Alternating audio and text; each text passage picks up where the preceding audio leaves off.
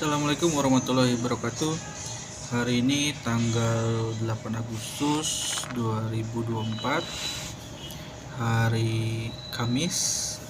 Saya akan sharing session baca buku e-course yang berjudul Teknik Negosiasi dengan subtitle nomor 2, yaitu proses negosiasi. Yang saya pelajari adalah ada 5 tahapan dalam proses negosiasi, yang mana itu adalah tentang persiapan dan perencanaan, kemudian ada penetapan definisi dan aturan dasar, selanjutnya ada klarifikasi dan justifikasi, nomor 4-nya tawar-menawar dalam pemecahan masalah, yang kelimanya adalah bagian penutup dan implementasi. Dari kelima tahapan tersebut, saya akan menjelaskan tahap pertama, yaitu tentang persiapan dan perencanaan.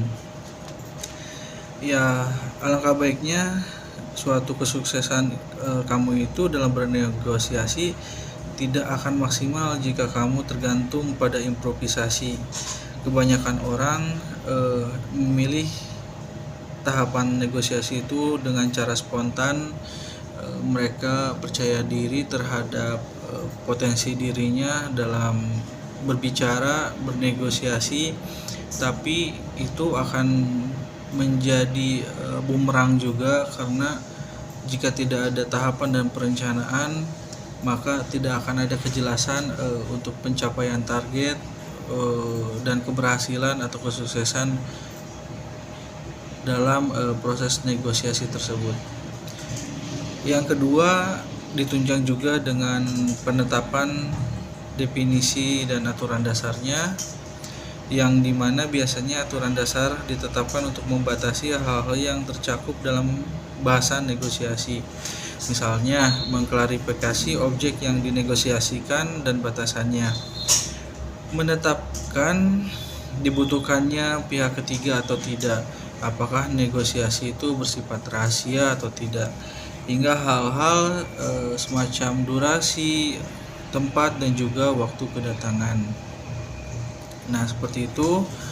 Kemudian selanjutnya tahapan ketiga itu ada klarifikasi dan justifikasi. Pada tahapan ini memang masing-masing pihak itu menyatakan posisi mereka dalam negosiasi yang dilakukan atau apa yang mereka inginkan. Kemudian memberikan argumen berupa alasan mengapa tiap-tiap menginginkan hal tersebut. Tahapan ini juga sebetulnya sangat bagus karena merupakan kesempatan bagi kamu untuk mengedukasi pihak lawan tentang tawaran yang kamu berikan, dan kesempatan bagimu untuk mendapatkan pemahaman juga. Nah, seperti itu 3 tahapan yang sudah saya jelaskan. Dan selanjutnya yang keempat itu adalah tawar-menawar dan pemecahan masalah. Tahapan ini merupakan esensi negosiasi itu sendiri, yakni tawar-menawar dan pemecahan masalah. Pada tahapan ini, kemampuan berkomunikasi dan mendengarkan secara aktif sangat dibutuhkan guna mencapai kesepakatan yang baik. Contoh dari tahapan ini adalah kamu mulai menyuguhkan data yang telah kamu temukan dari dampak kebijakan remote terhadap kinerja pegawai. Nah, itu 4 tahapannya. Dan kemudian atasan kamu memberikan kamu waktu untuk melakukan percobaan atas kebijakan tersebut kepada beberapa tim dan melihat dampaknya. Terakhir adalah tahapan bagian penutup dan implementasi. Setelah kesepakatan berhasil dicapai, hal yang selanjutnya dicapai adalah